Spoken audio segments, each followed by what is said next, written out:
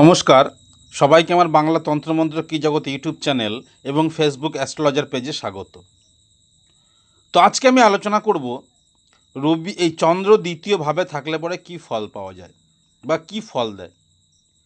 চন্দ্র যদি কারোর জন্মছকে দ্বিতীয় ভাবে থাকে তাহলে সেই জাতক বা জাতিকা কি ফল পাবে সেই সম্পর্কে আলোচনা করব।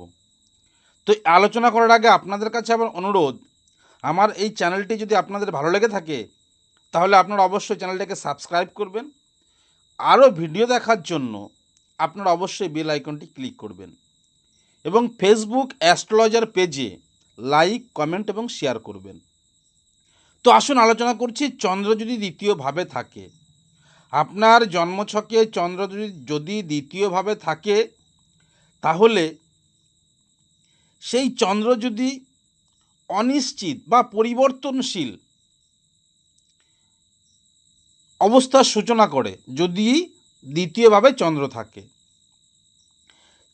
চঞ্চল স্বভাব এর জন্য অর্থ উপার্জনেও বিঘ্ন আনতে পারে। শুভ গ্রহের দ্বারা যদি অনুগৃহীত না হয়, অর্থ বা সাফল্য সম্বন্ধে ভালো যোগ কিন্তু হবে না।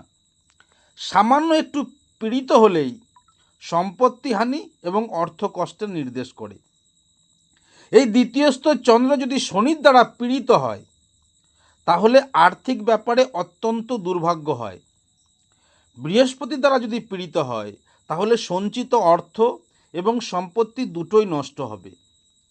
রবি বা মঙ্গলের দ্বারা পীড়িত হলে অপব্যয়ের জন্য দারিদ্র্য ও দুর্ভাগ্য আনবে। দ্বিতীয়স্থ চন্দ্র যদি বৃহস্পতির দ্বারা অনুগৃহীত হয় তাহলে অর্থ সম্পর্কে খুব ভালো ফল দেবে, খুব শুভ ফল দেবে। ভূসম্পত্তি থেকে লাভ অথবা পরধন প্রাপ্তির একটা বিশেষ যোগ থাকবে যদি দ্বিতীয় চন্দ্র থাকে এবং সেটা যদি বৃহস্পতির দ্বারা অনুগৃহীত হয়। রবির দ্বারা অনুগৃহীত হলে উচ্চ পদস্থ ব্যক্তির সাহায্যে জাতকের আর্থিক উন্নতি হবে। যদি আপনার দ্বিতীয় চন্দ্র রবির দ্বারা অনুগৃহীত হয় তাহলে উচ্চ পদস্থ ব্যক্তির সাহায্যে জাতকের আর্থিক উন্নতি হবে। দ্বিতীয় চন্দ্র থাকলে এই ফলগুলো পাওয়া যাবে। আরও ফল পাওয়া যায়, কিন্তু এইটুকুন ফল আপনাকে অবশ্যই পেতে হবে।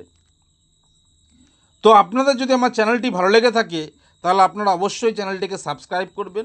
আরও নতুন নতুন ভিডিও দেখার জন্য অবশ্যই বেল আইকনটি ক্লিক করবেন এবং ফেসবুক অ্যাস্ট্রোলজার পেজে লাইক, কমেন্ট এবং শেয়ার করবেন। আজ এই পর্যন্ত, নমস্কার।